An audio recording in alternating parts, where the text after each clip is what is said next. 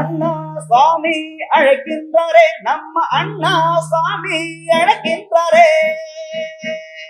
மாயன் மயம் ஆன்மீக அன்பர்களுக்கெல்லாம் என்னுடைய அன்பான ஆசீர்வாதத்தை தெரிவித்துக் கொள்கின்றேன். ஒரு மனிதனுடைய வாழ்வை பொறுத்தவரை நம் கையில் எதுவுமே இல்லை. இருக்கலாம், அறிவு இருக்கலாம், திறமை இருக்கலாம், பொன்னும் பொருளும் கொட்டி கிடக்கலாம். ஆனால் அத்தனையும் அதை அனுபவிக்கின்ற, அத்தனையும் அடைகின்ற ஒரு சூழ்நிலை ஏதோ ஒரு கண்ணுக்கு தெரியாத ஒரு சக்தி தானே.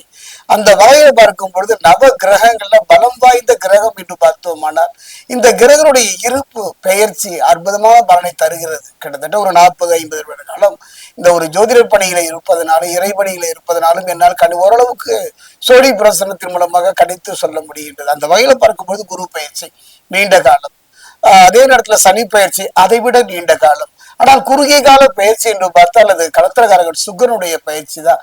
அற்புதமான பலன். ஒரு மனிதனுக்கு என்ன வேணும்? நல்ல மனைவி, நல்ல பிள்ளை, நல்ல குழந்தை, நல்ல வாழ்வு தானே. அந்த வகையில பார்க்கும் பொழுது யாரு கெடக்கூடாது என்று பார்த்தால் சுக்கிரன் மட்டும் கெடவே கூடாது. காரணம், அவன் கெட்டுவிட்டாலே மற்றதும் கடுமையான பாதிப்பை தரும். அந்த வகையில பார்க்கும்போது சுக்கிரன், அதாவது ஜோதிட சாஸ்திரத்துல முதல்ல நான் சுக்கிரனுடைய பயிற்சியை சொல்ல போகும்பொழுது எனக்கு எப்படி சொல்வது என்று நினைத்தேன். ஆனா என் குரு என்னை வழிகாட்டினார். கவலைப்படாமல் சொல்லுங்கள், யாரும் காரணம் என்ன, நம்பிக்கையோடு அவங்களை எதிர்பார்க்கிறார்கள் என்றார். அந்த வகையில சுக்கிரனுடைய பயிற்சி. சுக்கிரனுக்கு இன்னொரு சிறப்பு என்ன தெரியுங்களா?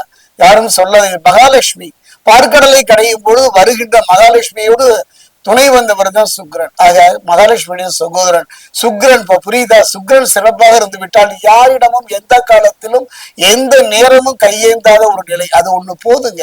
மனிதனுடைய வாழ்க்கையில பிறரிடம் சென்று இல்லாமை சொன்று ஒருவர் சம்பாதி இழிவு பெற்று நில்லாமை அதை தரக்கூடியவன் சுக்கிரன். எந்த கிரகத்துக்கும் இல்லாத ஒரு சிறப்பும் சுக்கிரனுக்கு உண்டு. அந்த வகையில பார்க்கும் பொழுது சுக்கிரனுடைய பயிற்சி 26/11/2025 20/12/2025 துலாம் ராசியில் இருந்த சுக்கிர பகவான் விருச்சிகம் போறார். விருச்சிகம் போகும்பொழுது அங்கு யாரெல்லாம் இருக்கின்றார்கள் என்று பார்த்தால் ஆத்மகாரகன், பிதுர்காரகன் என்று சொல்லக்கூடிய சூரியன், அவரோடு புதன், செவ்வாய் அங்கு இருந்து நகர்கின்ற ஒரு சூழ்நிலை. இப்படி எப்படி இருக்கும் இந்த சுக்கிரனுடைய பயிற்சி என சொல்லலாம்.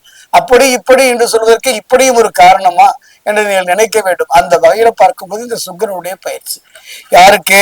கன்னிராசிக்கு. கன்னிராசிக்கு எவ்வாறு இருக்குன்னு இப்ப பார்க்க போறோம். அதே நேரம் மாயன் மயனை நீங்க தொடர்ந்து சப்ஸ்கிரைப் பண்ணி ஆதரவு தருவீங்கிற ஒரு நம்பிக்கை என் விஷ்ணு மாய நரசிம்மனுடைய பரிபூரணமான ஆசை உங்களுக்கு கிடைக்கும்.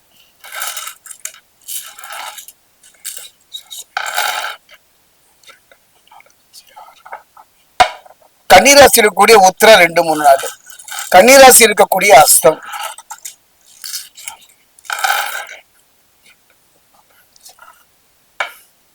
கன்னிராசி இருக்கக்கூடிய சித்திரை 1, 2,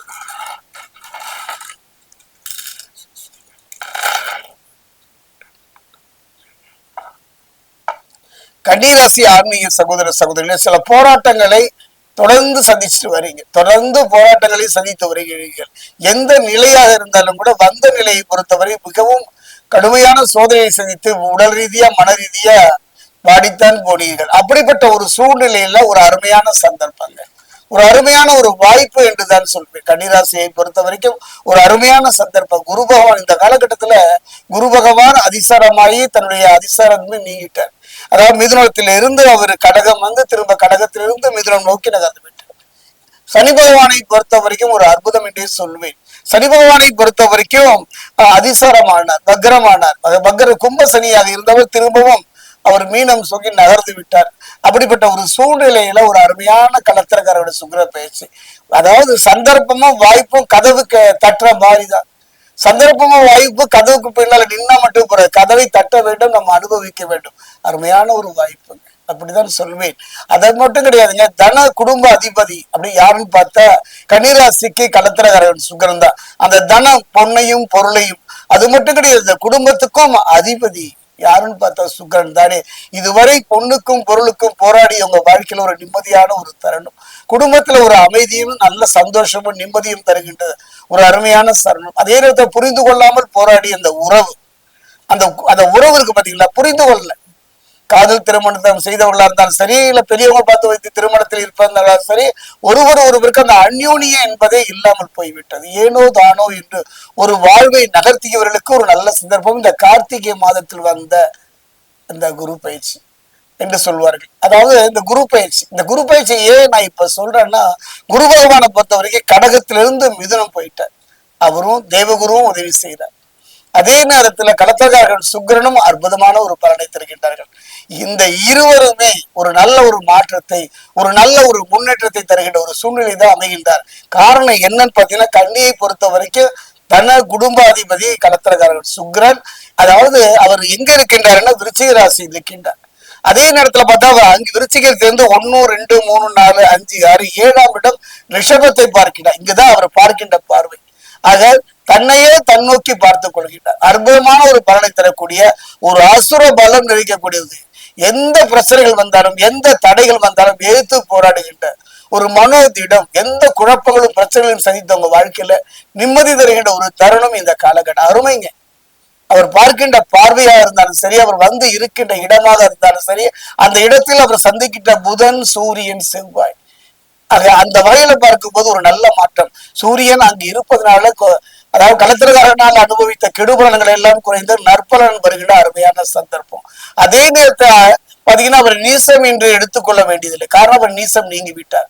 அதே நேரத்துல பாத்தீங்கன்னா புதனோடு பரிவர்த்தனை இருப்பதனால, அதாவது புதன் பகவானோட ஒரு பரிவர்த்தனையில் இருக்கிறாரு.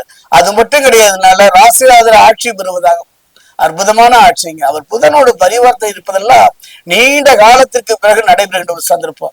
கடந்த காலத்துடைய கசப்புகளும் வேதனைகளும் துன்பங்களும் மறைந்து எதிர்காலத்துல பயமில்லாமல் நிம்மதியாக வாழ்வதற்கான ஒரு சந்தர்ப்பம் அந்த புதன் கடத்திரக்காரர் சுக்கிரனுடைய பரிவர்த்தனை. குறிப்பா சொல்ல போனா தன குடும்ப அதிபதி ஆட்சி பெறுவதாக அமையும் போது நல்ல யோக பலன்கள். என்ன யோகம்? நல்ல பிள்ளை, நல்ல மனைவி, நல்ல கணவன், நல்ல குடும்பம், நல்ல தொழில். இந்த யோக பலன்கள் எல்லாம் எத்தனை பிரச்சனையை சந்திச்சீங்க. நம் வாழ்க்கையில ஒரு நல்ல யோகம் ஏன் இல்லையே என்று கலங்கியிருக்கலாம். அற்புதமான யோக பலன்களை இவர் தரக்கூடிய ஒரு அருமையான சந்தர்ப்பம் இந்த சுக்கிரனுடைய பெயர்ச்சி. அதே நேரத்துல பாத்தீங்கன்னா ஒரு அடி மண்ணு கூட நிலம் இல்லையே என்று கலங்கியவர்களுக்கெல்லாம் குறுகிய காலம் அங்கு இருந்தாலும் கூட செவ்வாய் அள்ளி தருவார். அரசு துறையில ஒரு நல்ல ஒரு வேலையும் நல்ல சந்தர்ப்பத்தையும் அமைத்து தருவார். கொஞ்சம் கவனமா இருங்க. காரணம் என்னன்னா, எப்படா சின்ன காலியாகும் என்பதை போல கூட இருந்து குழி பறிக்கின்ற, அது உறவா இருந்தாலும் நண்பர்களா இருந்தாலும் கூட காத்திருக்கின்றார்கள். கவனமாக நிதானமாக தானுண்டு தன் வேலை உண்டு என்று இருந்து விட்டாலே போதும். கவலைகளை பற்றியெல்லாம் கவலைப்பட வேண்டாம். கவலைகள் அத்தனையுமே சுக்கிரன் பார்த்துக் கொள்ளுவார். அதே நேரம் சுக்கிரன் மகாலட்சுமியினுடைய சகோதரன். அந்த வகையில பார்க்கும்போது பரிகாரம் என்று சொல்வதை விட இதை செய்தால் நன்றாக இருக்குமே. மழை வரப்போகிறது, அது வரப்போகுதுன்னு தெரிஞ்ச உடனே கொடையை எடுத்து செல்பவன் தான் புத்திசாலி. அந்த வகையில பார்க்கும் பொழுது அந்த கார்த்திகை மாதத்தை பொறுத்த வரைக்கும் நரசிம்மனுடைய காலம். நரசிம்மர் தன்னுடைய 3வது கண்ணை திறந்து அற்புத பலனை தரக்கூடிய ஒரு காலம். இந்த காலகட்டத்துல தான், இந்த கார்த்திகை மாதத்துல தாங்க நரசிம்மருடைய 3ஆம் பார்வை படக்கூடிய ஒரு அருமையான சந்தர்ப்பம். அதுவும் பாத்தீங்கன்னா களத்திரகாரர்கள் சுக்கிரனுடைய பெயர்ச்சி யாருக்கு? கன்னிக்கு.